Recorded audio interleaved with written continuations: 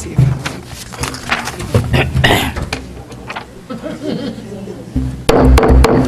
Good evening and happy 2013. I call this meeting of the Carrollton Farmers Branch ISD Board of Trustees to order at 7 p.m. exactly on January 17, 2013. Please join me in standing as James Good leads the board's opening prayer.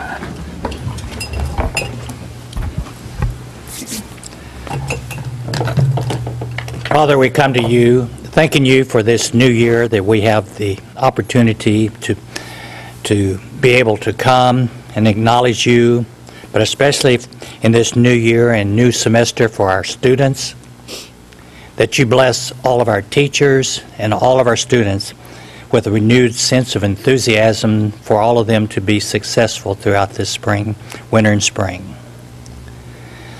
Father, we thank you for our special guests that are here tonight, and also may they understand how much we do appreciate what they do for this district.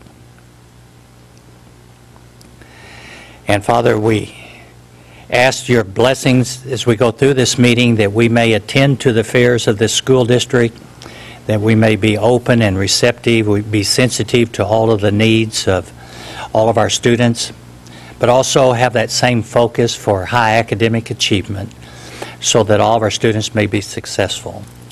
We ask always your blessings upon this meeting, and each and every day you bless us. For this is our prayer in your loving Son's name. Amen. Amen. Please remain standing as Richard Fleming leads the board in the Pledge of Allegiance. I pledge allegiance to the flag of the United States of America and to the republic for which it stands, one nation, under God, indivisible, with liberty and justice for all. Not sure what's going on the screen, but Really, we don't need that picture up. as a district, we dedicate all our efforts and resources to the education and improvement of all students. The board uses this mission to guide all deliberations, decisions, and actions.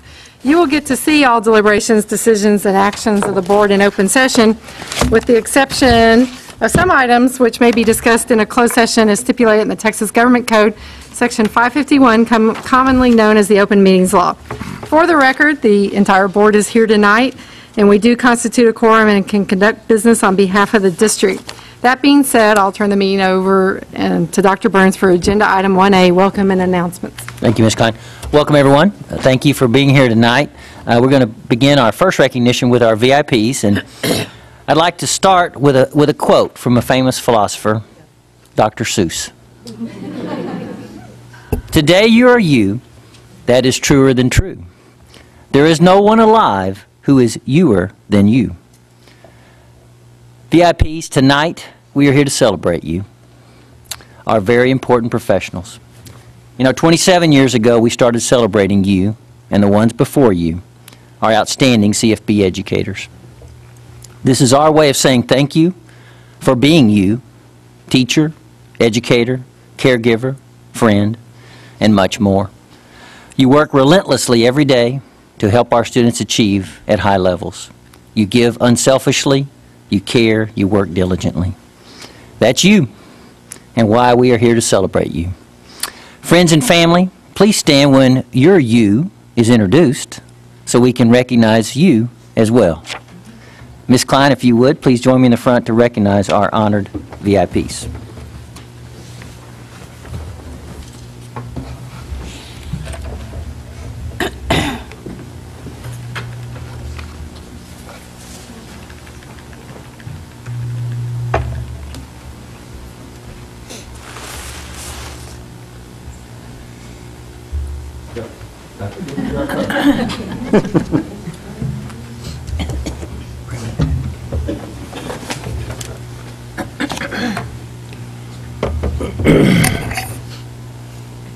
Good evening, Nancy Klein, Dr. Burns, members of the board. I'm Janet Restivo, the principal of Freeman Elementary School, and it is with great pleasure I introduce Angela Lennox, our very important professional.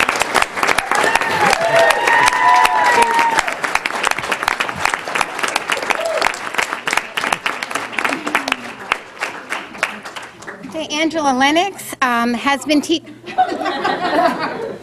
Angela Lennox has been teaching at Freeman Elementary for 6 years. She was actually hired by Tracy Smith, who saw that twinkle in her eye and knew what a wonderful asset she would be to our district. She's a math science teacher teaching in 3rd grade, and there is no stopping Angela Lennox when she gets in a classroom. Every student is pushed to perform to their maximum extent. They're the most challenged students by the curriculum and the brightest students of the curriculum have to work just as hard in her class. She has a no-nonsense approach, but she makes learning a lot of fun. Angela could have written the math curse book. She loves math and science. It's all around her, and there's no escaping it. Angela has moved into the position this year of teaching math to twice as many students as she had prior to this time, because we saw the talent she had, and we said we have to make sure that that talent is used with as many students as Freeman that we could possibly do. Angela assumes many responsibilities beyond her classroom. She is the 3rd grade team lead. Last spring, when I was assigned to be the new principal at Freeman, I asked Angela if she would help me. We had 2 open positions in 3rd grade, and a person from kindergarten moving to 3rd grade, leaving her as the sole survivor. And she was very willing and excited to join me for the interviews. And as we prepped for the interviews and carried on the interviews, there was no way of my not knowing how evident her passion for teaching and seeking the perfect person was in her ways. It was my pleasure to get to know her across from the table as people came and as they left. Angela not only teaches in the content areas, but Angela builds good character to all of her students and to all of the people in the building. She is compassionate about helping others. In October, Angela led our campus to collecting pennies, quarters, nickels for UNICEF, up to $1,000, which she contributed and wrote a check for. Not far long, as she did this too, I applauded her. I mean, new principal on the campus, I was like, wow, you did great. $1,000, that's pretty good. And what did she say? It's just the Freeman way. This is what we do. You know, like, what's happening here? I was like, maybe not every bit. In November, she did the same thing. She just said, okay, now in November, we're going to join with the students over at Ranch View. And we went over there, and they were taking bags, plastic bags of cookies that they had bagged up and brought them over there to help families from the shelter in November at Thanksgiving time. Also, in November, we did the math contest.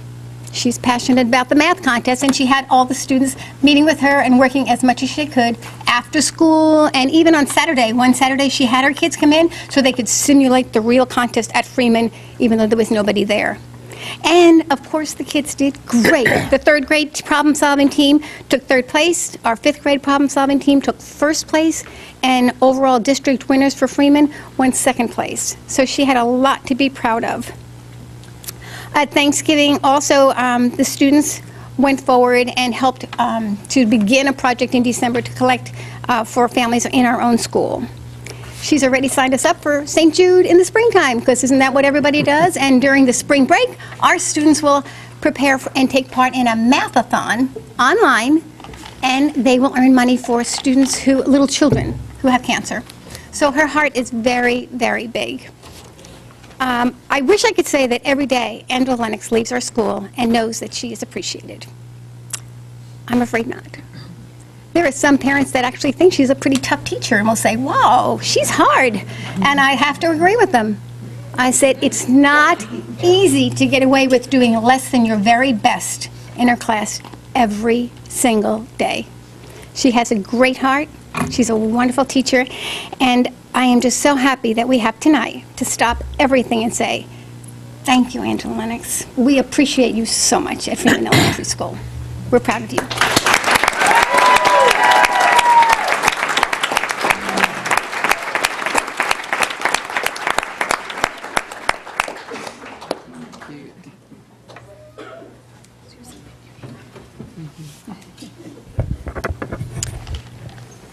Good evening, Dr. Barnes, Ms. Klein, and members of the board. My name is Lori Parker, and I have the privilege of being the principal of Furneaux Elementary.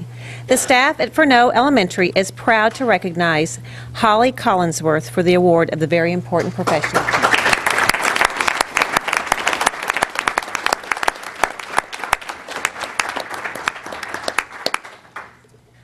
Holly, a native Dallasite, grew up in the Casa Butte area. She graduated with honors from the University of Texas at Dallas with a degree in sociology.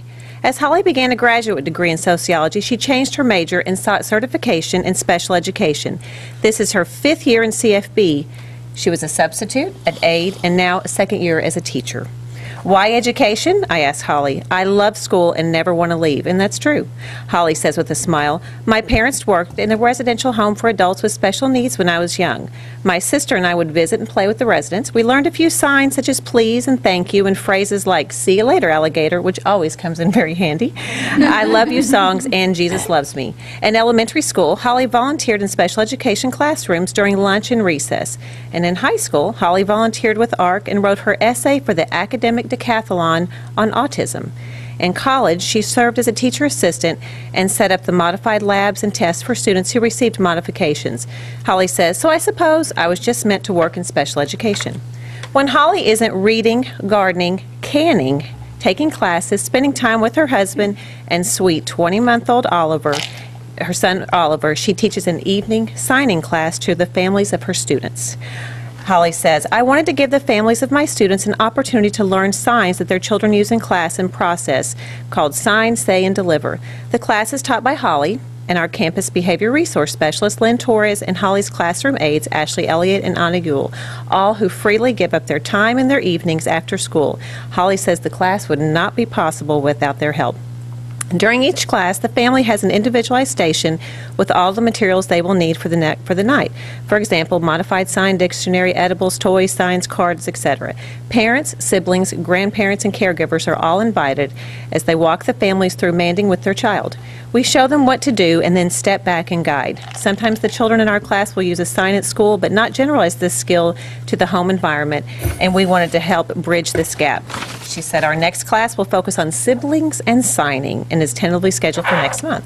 A colleague commented, Holly is an amazing choice for BIP. She is always positive and gentle with the students while taking the time to make sure she connects with them and teaches them in a way they can learn. She never gives up and will work until she finds a way to be successful. She is a complete joy to work with, and that is so true. Holly's dedication to her students and to the district is above and beyond and amazes me. For example, last week around 6:30 a.m., I was listening to the radio and heard about a traffic accident on Central Expressway involving a semi-truck. About 10 minutes later, I received a text message that read, Hi, Lori, this is Holly. I was hit by a semi this morning on 75. My car is totaled and on top of the wall. I'm okay, but I'm not sure if I'll be able to make it in today. I quickly replied, thankful she was okay, and what was her response? Thank you so much, but I don't have a way to put in for a sub right now. And she's standing on the side of Central in the rain with her car up on the guardrail. But she couldn't call in for a sub. I don't know why, Holly. We will talk about that. And that is dedication, and one of the many, many reasons Furneaux Elementary and Carrollton Farmers Branch ISD is fortunate to have Holly Collinsworth as a member of the very important profession of teaching.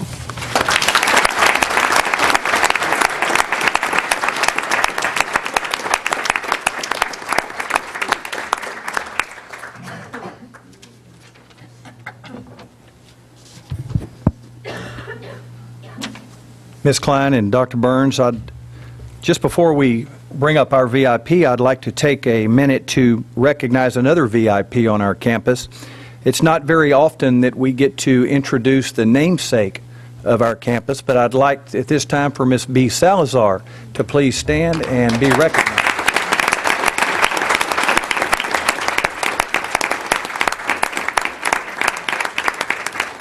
We're always honored to celebrate Miss B's acclimates that are bestowed upon her, and we thank her very much for providing tutorials and learning opportunities for kids in our district, and we're just very proud to have your name on our building, Miss B, and we thank you.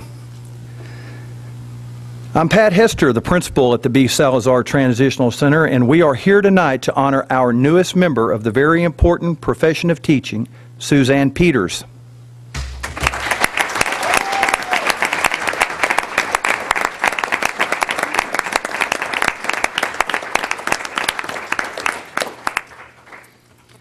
The term very important person signifies Suzanne's importance to the B. Salazar Center.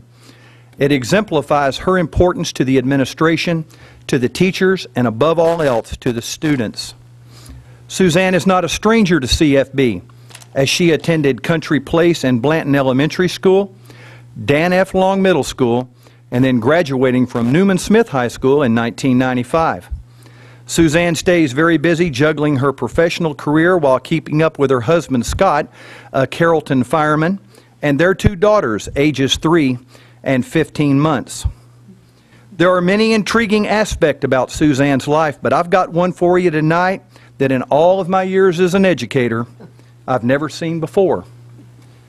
You see, Suzanne used to be our school resource officer for 2 years before becoming our K-2 and elementary special education teacher, trading in her uniform and her service revolver for a ruler and a reading library.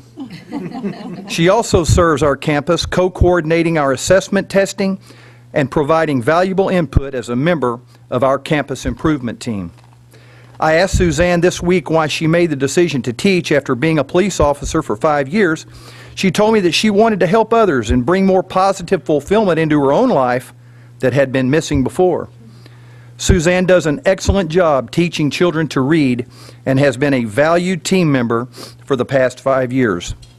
The B. Salazar Center and the Carrollton Farmers Branch School District are indeed fortunate to have Suzanne Peters as a valuable colleague and as the newest member of the prestigious, very important profession of teaching.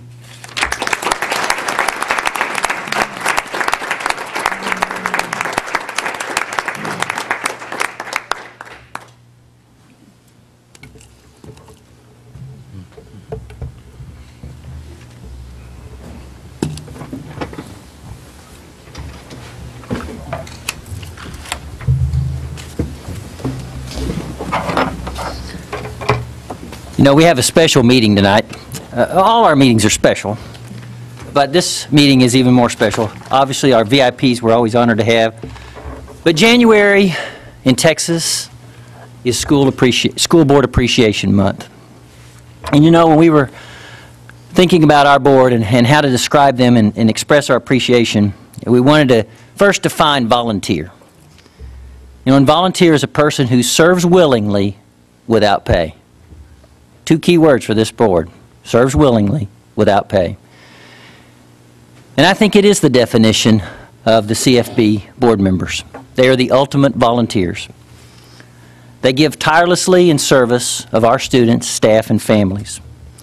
And on behalf of our Team CFB, I thank them for their thoughtful leadership of this district and for keeping us on course toward high achievement for all students. Board members, in recognition of Board Appreciation Month tonight, we have purchased library books for every campus that will be donated in your honor.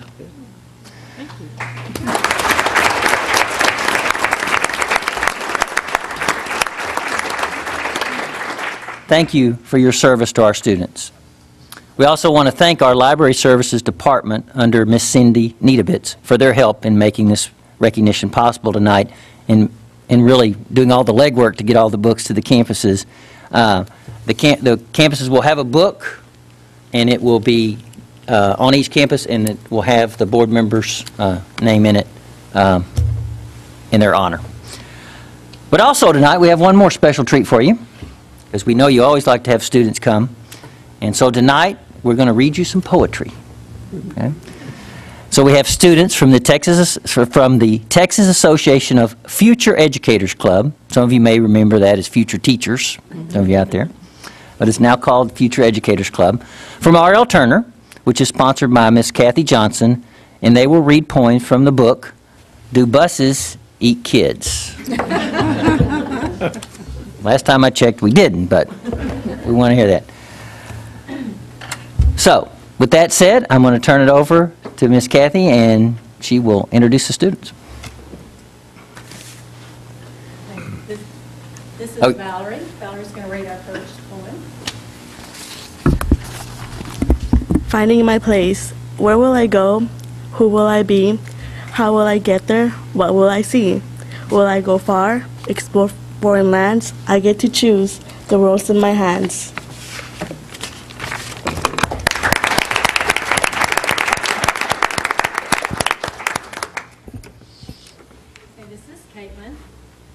Old student, the school year lasts forever, it's endless dying days. What's this plus that, the teachers ask, and what makes up a phrase? What? Learning lasts a lifetime? Oh no, I hope you're wrong. Just take a peek at Mr. Bones. Don't make me stay that long. And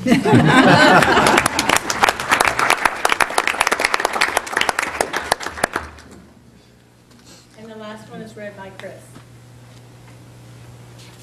Pick me, please. I'm waving my arm and knocking my knees. Pick me, give me a chance. I'm doing my I know the answer dance. Pick me now. This one's easy and I'll show you how. I did it. I gave it my best. Now my arm's exhausted. I need a rest.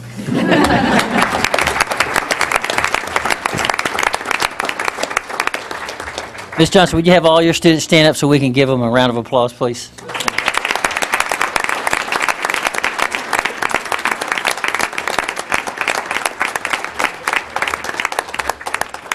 And we're always recruiting, so a few more years we'll be ready for you to take over some of those classrooms, okay?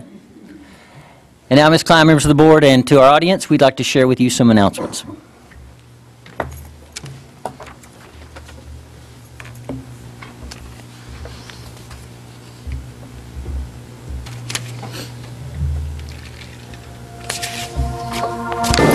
Good evening and welcome back to a brand new edition of the Carrollton Farmers Branch Independent School District Board announcements for this month of January. This is our first edition of the new year and we are very happy to deliver all the great news and information for the month of January and beyond. It's always nice to ease back into the second semester coming off a long holiday by having a 4-day school week to give us students time to recharge. All of us get that extra day to relax as the district observes the Martin Luther King holiday. All district offices and schools will be closed on Monday, January 21st to honor Martin Luther King and all of his achievements. And CFB-ISD is excited once again to participate in the Martin Luther King Day Parade on Saturday, January 19th in Carrollton, where School Board Trustee Richard Fleming is going to be the Grand Marshal of the festivities. The parade begins at 10 a.m. behind Carrollton City Hall. The floats make their way through the streets of Carrollton, traveling on Josie Lane, Keller Springs, and Kelly, ending up at Polk Middle School for awards and presentation.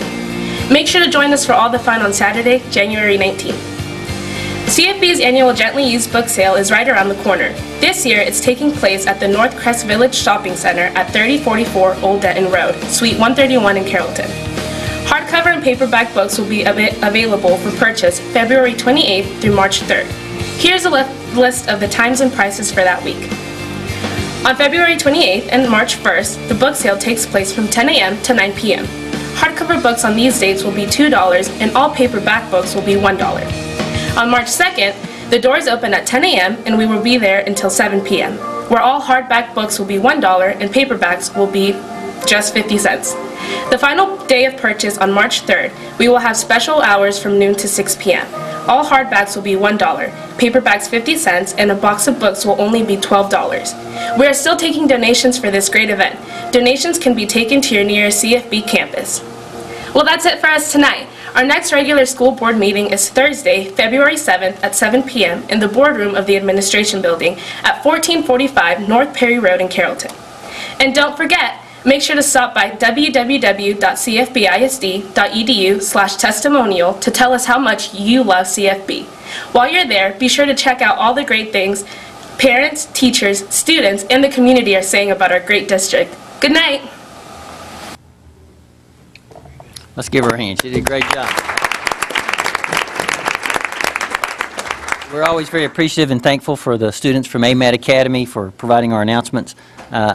Ms. Klein, members of the board, I do want to make one more announcement, and that is to recognize Willie and Juanita Rainwater, who really help they do all the work to pull off the Martin Luther King Parade, and we are just honored to be a partner with them in that, and all of our schools be represented there this weekend, and so we urge you to come out. And again, Mr. Fleming is the Grand Marshal, so he can't throw any candy, but he can wave. Yeah, I don't think the city of Carrollton wants kids running out in the street, is how I've figured out why they have that rule. I'd like to thank Ms. B. Salazar for being here tonight with us and helping us recognize the VIP from B. Salazar, and we appreciate what you do for our community. I'd like to thank the staffs from Freeman, Furno, and B. Salazar for bringing your U's to us and your Linux polka dot signs and your enthusiasm. We appreciate your math teachers, your special ed, your former students, former police officer. Thank you to the R.L. Turner students. We hope you do become our future educators. Hope you come back to CFB. It's a very important job. Thank you, Dr. Burns, for your recognition of the board. And Our pleasure. at this time, we're going to take about a 10-minute break. But before we take our 10-minute break to move on to the next agenda item, I'm going to go ahead and announce that item 3A is audience for guests. The board does encourage comments from citizens of the district or from district employees. Anyone wishing to speak, either as an individual or as a representative of a group, may do so during the agenda item 3A, audience for guests. The board asks that the comments pertain to public education issues and be no longer than 3 minutes. We have a sign-up sheet outside the door, and Ms. Sharon Scrivener here on the corner will take those forms if you'd like to speak after agenda item 2, which is the report by Dr. Burns. So at this time, it is 7:26, so we'll see you, those that want to be back at 7:36. Thank y'all, and congratulations.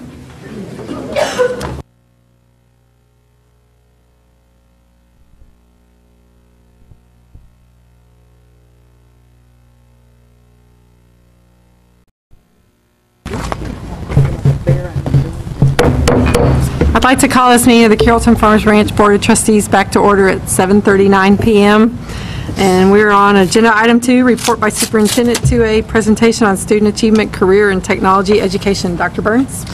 Thank you, Ms. Klein. Members of the board, as you know, we always like to begin our reports about student achievement to highlight what great things are happening in our district. And tonight, we are proud to bring to you Ms. Jo Gillen, our Executive Director of CTE, Counseling and Nurses. We give her a few other things to keep her busy besides the CTE, but many of you have seen a lot of the programs that we have in the district with CTE and the fantastic things that we provide for our kids, but we wanted Ms. Gillen to come back tonight and just highlight a few more and to keep you abreast of the latest things that are happening in our CTE world. So having said that, I'll turn it over to Ms. Gillen. Thank you, Dr. Burns. The goal of Carrollton Farmers Branch ISD is high achievement for all students. Good evening, Ms. Klein, Dr. Burns, and school board members. Thank you for this opportunity to share some highlights of career and technical education. I'd like to take a moment to introduce the CTE staff. Steve Ann Smith, CTE Specialist, Valerie Jones, Special Populations Facilitator, and Katie Tilton, our CTE Assistant. As our mission states, we work to provide a quality education for all students in CFB and to ensure that students are prepared to enter college and/or the workforce. I would like to begin with a story. I recently visited with a former student that successfully completed the cosmetology program at RLT. She wanted to express how helpful the program had been and that she used her skills while in college to fund her studies. Without my license and the means to earn a living, I would not have gone to college. I plan to finish and own my own shop one day. This is just one example of the many students that the CTE program has impacted. In CFB, we are preparing students for the future. Currently, CFB has over 5,400 students enrolled in middle school and high school CTE courses. We have 91 courses and 65 instructors. Approximately 57% of our high school students are enrolled in at least one CTE course. The state requires that districts offer 3 pathways, but CFB offers 16 of the 16 Achieve Texas pathways. A pathway is a sequence of CTE courses within a career cluster that students can take to better prepare them for post-secondary study in that particular career field. This bar graph represents the distribution of students by grade level.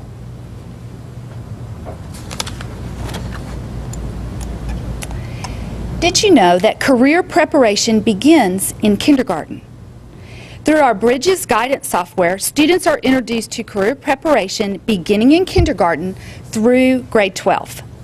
We have Pause in Jobland at the elementary level. In middle school, career investigation begins and the 4-year plan is developed. During the course of high school, these plans are revisited and students receive direction according to their interests as they prepare for college and/or the world of work. CFB Career Technical Education students received the highest rating. The Texas Education Agency Performance-Based Monitoring Analysis System, PBMAS, reports annually on the performance of school districts in selected program areas, including career and technical education. On a scale of 0 to 3, CFB received all zeros within the CTE indicators. This is the highest rating. For example, 96.9% of CTE students grades 10 and 11 met or exceeded the state standard on TAKS in the area of math. And you can see that the state standard is 70%. Once again, you can see that our CTE students were highly successful as the dropout rate was very low and the graduation rate was 97.4%. Our graduation results continue to be excellent.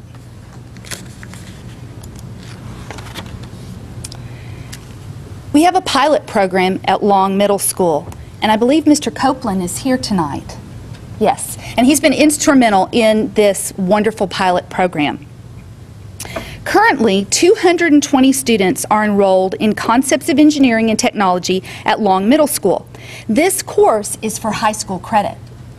Concepts of Engineering is a foundation course in STEM, and STEM stands for Science, Technology, Engineering, and Mathematics. That's within the cluster and the pathway. The course introduces students to areas of engineering and the study of robotics. Math and science are heavily embedded in all the activities. Astonishingly, at the end of the first 9-week grading period, 99.5% of the 220 students were successful. Now let's watch the class in action.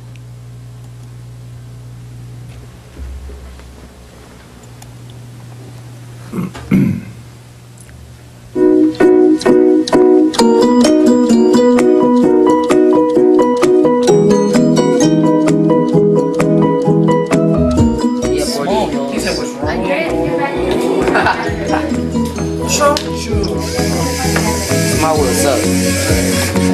I'm sick. Oh, that ain't gonna record.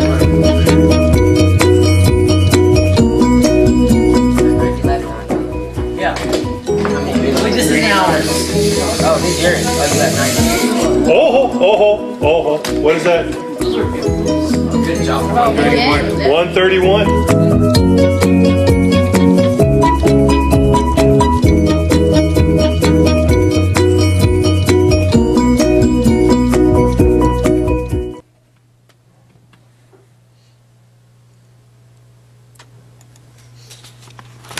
High-tech opportunities prevail at all CFB high schools.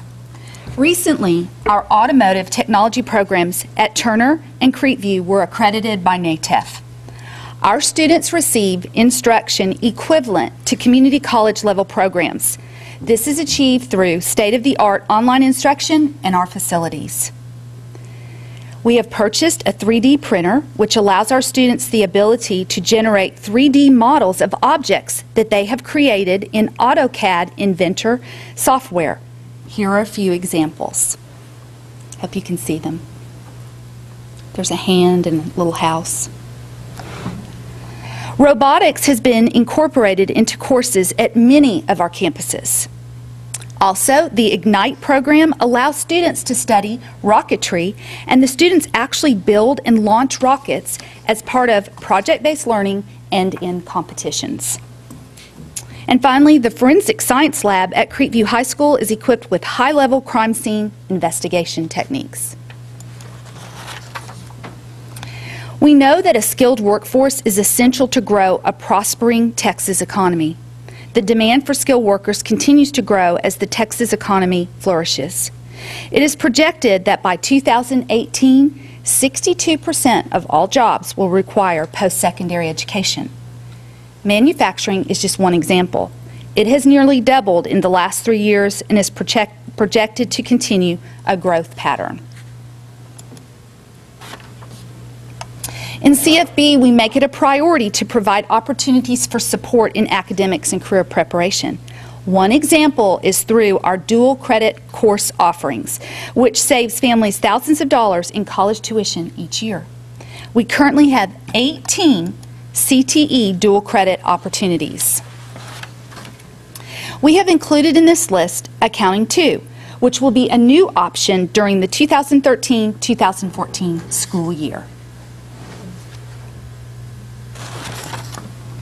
With the current skills gap that exists, we continue to provide our CFB students an avenue to be workforce ready through industry certifications. CFB offers 19 opportunities for industry certifications at our high schools.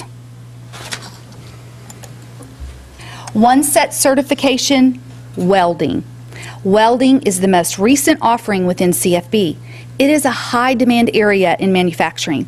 This is an area of need locally within the Metroplex and throughout the state.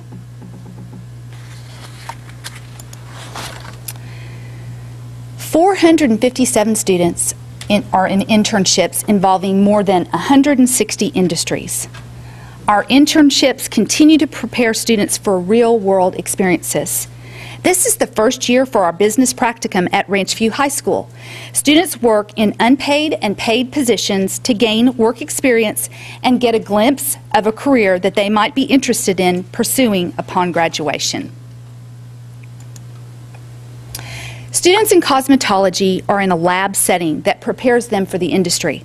Those completing the cosmetology program in our district save approximately $18,000 to $20,000 as compared to attending a private program after high school. Our students are truly fortunate to have this opportunity. This year, the program was expanded to include 2 instructors who have a combined 14 years of experience.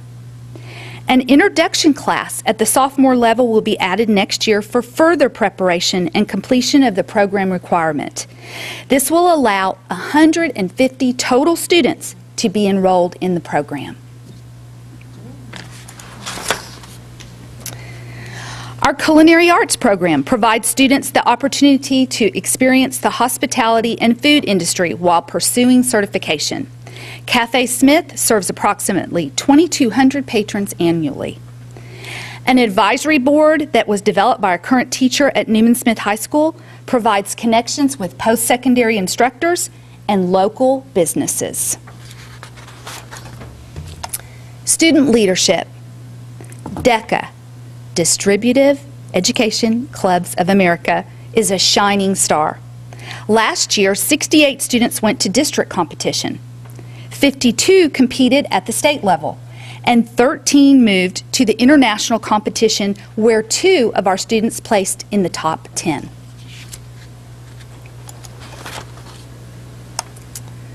METSA, CHAMP, iLead, and ACES. With the reorganization of R.L. Turner, 100% of students selected a college, which is a school within a school, to further their academics and career preparation. Students within each college can select a pathway of CTE courses. Therefore, dual credit and certifications can be earned and are encouraged throughout each college. Our next steps. To expand the Concepts of Engineering course. Polk and Perry Middle School will offer Concepts of Engineering for high school credit next year.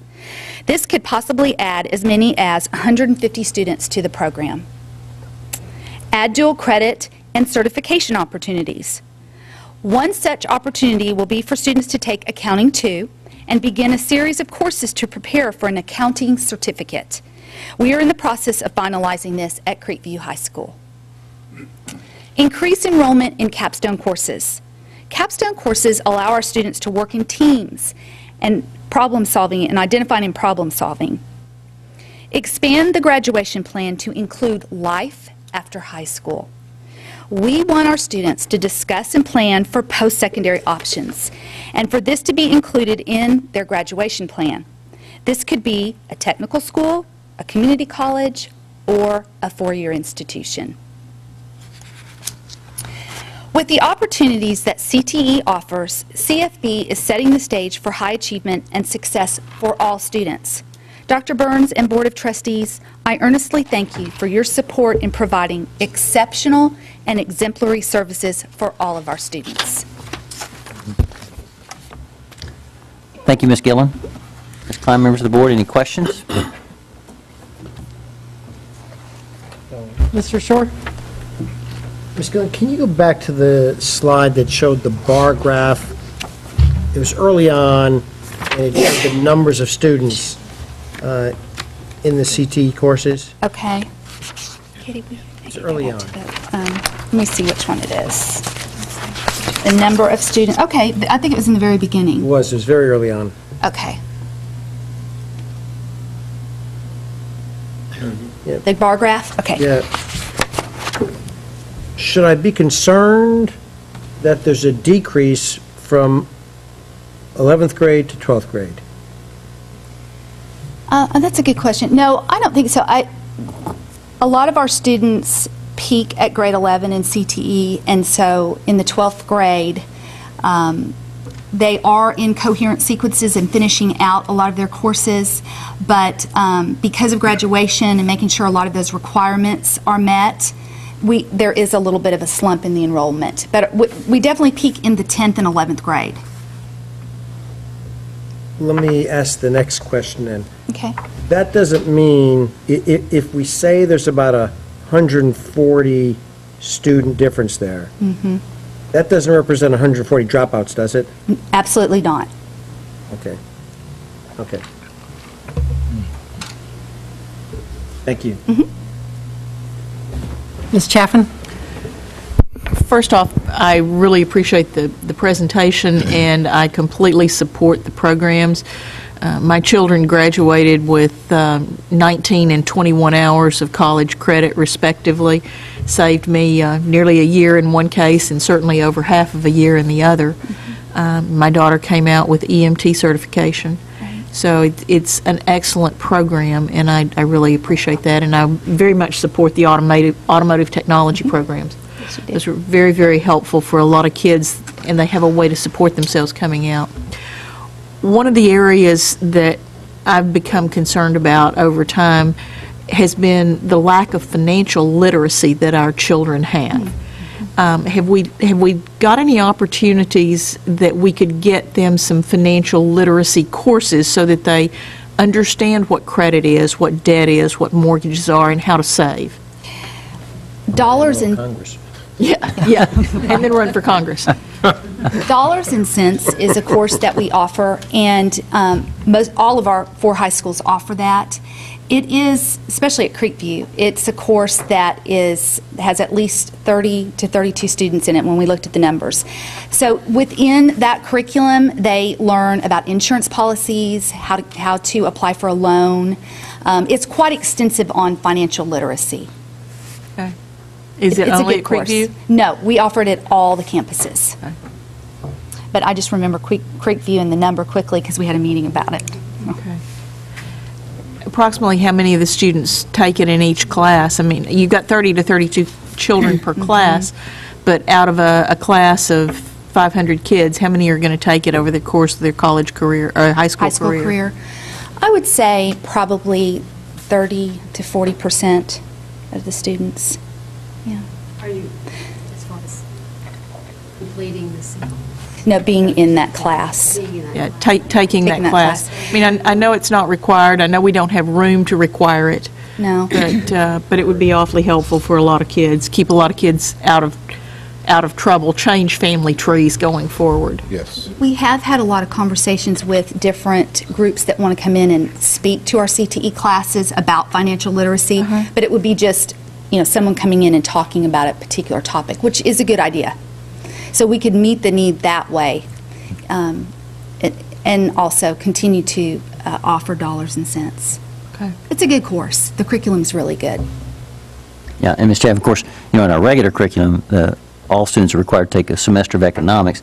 That is their senior year, so it's a little late, and it doesn't go into quite the detail of, it's more of a macro level, It's a obviously, macro than of this. econ class. So we want to be able, hopefully with the well, I say this carefully, with the legislature meeting this spring and looking at many things, the need to have financial literacy earlier in high school, we hope will be something they address, as well as giving us some flexibility in the curriculum to be able to do that for kids. Yeah. Ms. Chafin? Yes. Steve Ann just reminded me that at the 8th grade level, we have the Texas Scholars. We're doing the training right now for that. And that is part of the presentation, is building a budget and financial literacy. That is part of the presentation. So, okay, thank you. And every one of our 8th graders is exposed to that. Okay. I'm very excited about the growth in the CT program as far as how we've been able to expand it, and that the enrollment is growing, especially in areas like the FFA and some of the culinary arts programs. Way back in the 1900s when I was in high school, we had a class called, it was just called Senior Problems, but all seniors were required to take it, and in that we learned a lot of the financial, such as budget making and reading a map and how to fill out an insurance policy, just the things of life that every student needs to have, whether they go on to college or further education. And I've always wished that there was some way we could plug in a course like that, especially in their senior year. I don't think it does them a whole lot of good in 7th and 8th grade to take courses that they really are going to need when they get out of into life. And especially in their senior year where there's so many students they're kind of bearing down as far as their number of credits they have to take. Is there any way that that would be a required course that could be all seniors would have to take somehow in their senior year just to prepare them for life? Right. I think it's something that we could look at and discuss, but our courses are elective courses. So, and that makes a difference. I truly think that if we can embed it in other courses, and like Dr. Burns said, it is in our economics course that all seniors have to take. We bring speakers in and we really look at building this. I think it can be accomplished. So I just think it really needs to be done at high school level, though, because, you know, I just don't think a whole lot of that does any good when they're younger, because it's forgotten. You know, if they don't have relevancy to it and they can't use it and go out in the world and use it, it's lost. Yeah, it's harder to apply. If you've had a chance to go in and observe a Texas Scholars presentation, it's more about really what a budget looks like, how to build one, and what it costs to live. So they try to give examples of, if you're earning this living, are you going to be able to pay for an apartment? Can you buy a car? So it's simpler, but it's a good seed to plant as far as early on. And then in high school, they have the opportunity to take so many of our courses that do look at a lot of those different areas.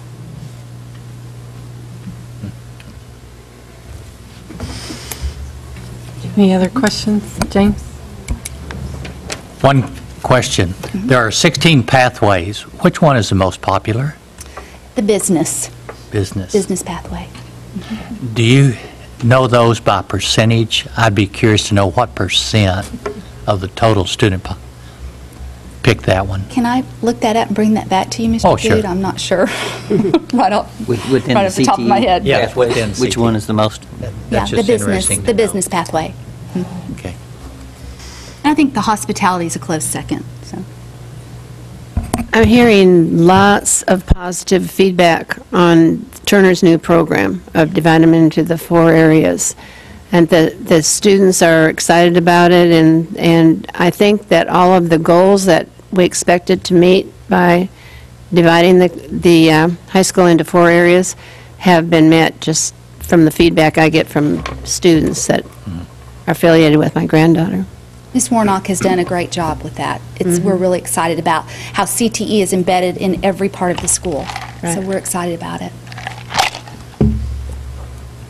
Thank you. Thank you, Thank you, Ms. Ms. Gillum. Gillum. At this time, that brings us to agenda item 3A, audience for guests. Ms. Scrivener, are there any audience for guests? No, ma'am, there are not. That takes us to item 3B, consent agenda. The consent agenda is a mechanism that the board uses to approve a number of routine items together with a single vote. In compliance with the Texas Open Meetings Act, the public notice for this meeting includes the list of all consent agenda items, and the board has been provided ample information about these items in advance. Prior to any action taken on the consent agenda, board members may request withdrawal of individual items for clarification or discussion. Board members, are there any items to be removed from the consent agenda at this time?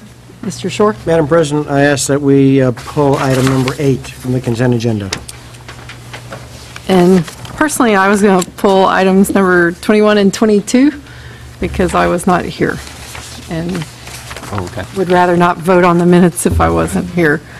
I'll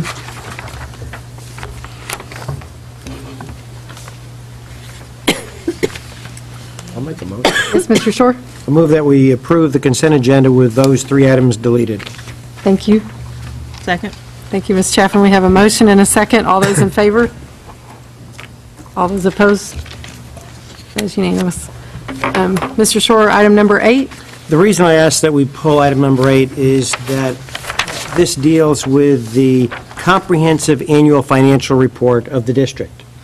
The audit committee of this board had an opportunity to meet with the appropriate individuals from the staff and 2 of the accountants who serve on the accounting firm that audits our information.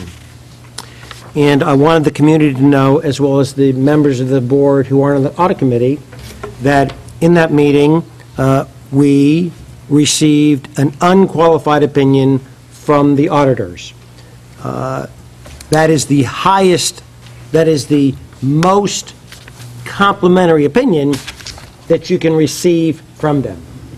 And confirming that the auditors are earning their money of the myriad of items that they examined to see if we are crossing our T's and dotting our I's. They, in fact, found 3 things that give us room for improvement.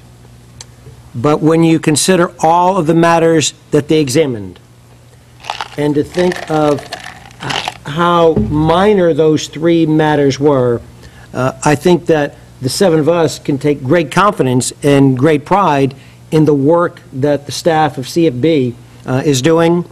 And so I'm prepared to make a motion regarding item number 8, unless anybody has any questions for the audit committee. Thank you, and thank you for explaining what unqualified means. I give that my unqualified definition. So you're prepared? You were going to make a motion? Yeah, although it's Robert, because it comes from the audit committee. There's no motion required, we just vote. Yeah. There's no second required. Second required. The motion is I move that we approve item number 8 on the consent agenda, even though it's removed from the consent agenda. And would you like to tell me who else is on your audit committee? Yes, Mr. Matthews and Mr. Fleming, and both of them asked remarkably erudite questions during the audit committee meeting. Thank you for serving, y'all. All those in favor of item number 8? And no opposition, so that's unanimous. So that leaves us with 21 and 22. Ms. Klein, since there were a few of us, we did have a quorum, and I would be happy to make a motion that we accept item number 21 and 22, which is approval of the minutes of the Board of Trustee work session and the regular board meeting minutes for December the 6th. Mr. Shore? I'll second that. So we have a motion by Ms. Chaffin and a second by Mr. Shore. All those in favor? And Mr. Matthews, you weren't here, so. You shouldn't. I wasn't here. Yeah, I know you weren't. But Ms. Whiten, you're voting, aren't you? Yeah, she held her hand up. Good. So we've got the 4 that were here voting in favor of that. Thank y'all. That takes us to item number 4, comments from board members. Board members, are there Any comments that you would like to make at this time? If not, our next order of business is item number 5, closed meeting. Closed meeting is authorized under Texas Government Code, including but not limited to Section 551.071, consultation with attorney, 551.072, real property, 551.074, personnel matters, 551.076, security devices, 551.082, school children, district employees, disciplinary matter or complaint, 551.0821, personally identifiable school information, 551.084, investigation. 5A is pursuant to 551.071 Texas Government Code, consultation with the district's legal counsel regarding legal and procedural issues concerning Level 3 FNG parent complaint. At this time, the board will go into closed session to consider item 5A. Is that all I see? It is now 8:08, and we'll be reporting back. And we'll adjourn. We'll adjourn from regular session. Thank you.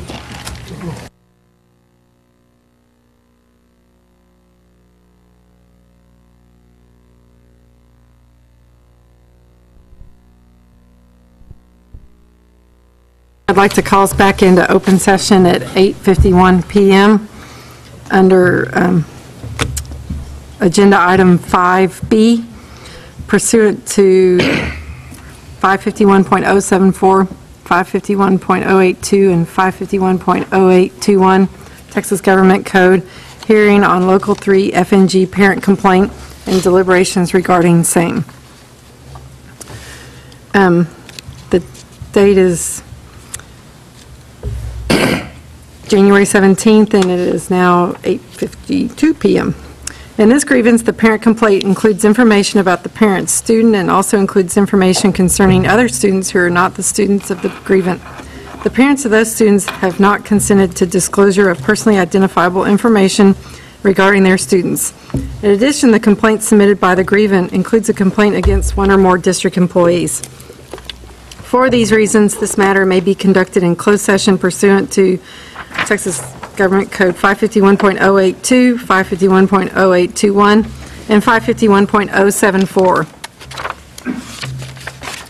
Additionally, the board may convene into closed session under the authority of Section 551.071 of the Texas Open Meetings Act to consult with legal counsel. If at any time the board is to hear a matter involving a student or parent complaint, the matter may be heard in open session pursuant to Sections 551.082 and 551.0821 of the Texas Open Meetings Act if the parent requests the matter to be heard in open. Ms. Garza, do you request that your complaint concerning your student be heard in open or closed? I just need to be able to speak about the other things. I guess that would be open. No. That would be closed. Open is you can't say any other names, so you would like to do closed. So the board will now convene into closed session to hear the Level 3 complaint. Let's adjourn first. President, if I can interrupt. Yes. I saw Ms. Garza nod up and down. Whatever recording is occurring, unless it's video, can't Take the nod. take that down. Ms. Garza, could you say your wishes? Just to speak about other employees and students, so if it's closed session, that is what I prefer to have. Okay. I'd like to close this open meeting at 8:53 p.m., and we'll be going into closed session and open it again once we get into that. Whack it. Back on the record in open session, having returned from closed session, the time is now 11:32 p.m. Does any board member have a motion regarding the grievance? Ms. Chaffin? Ms. Klein, I move that we uphold the administration's decision. We have a motion by Ms. Chaffin. Mr. Good? Second. All those in favor? Let the record show Mr. Matthews, Ms. Chaffin, Mr. Good, and I voted for. All against? Mr. Shore and Mr. Fleming. At this time, are there any other comments or discussion? Yes, I'd like to inquire of Ms. Tarski. It's my understanding that you inquired of the grievant about some specificity of some of her requested relief. Yes. Can you share with us what it was that we sought clarification on? Yes, the board asked me to speak with the grievant and ask her what she meant by her request for relief for a letter. In that regard, she had requested either a letter patch for her daughter or a letter, and the board was unclear on what was meant by the letter. I did inquire of her what it meant, and Ms. Warnock and Ms. Milliken were in my presence when I asked her the question, and her response was that the letter would address that she was not eligible for a letter patch from R.L. Turner. That her daughter was not eligible? Yes, sir, that her daughter. Okay, well, I heard and respect the majority of the board's decision. Is there a reason why that letter can't be furnished in light of the fact that I believe that it's factually accurate? I think that would be a decision made by administration. Okay, and if part of her request of relief was that she meet with Dr. Burns, being sensitive to what this majority of this board decided, is there a reason that Dr. Burns couldn't do that, even though the board hasn't voted to grant that relief?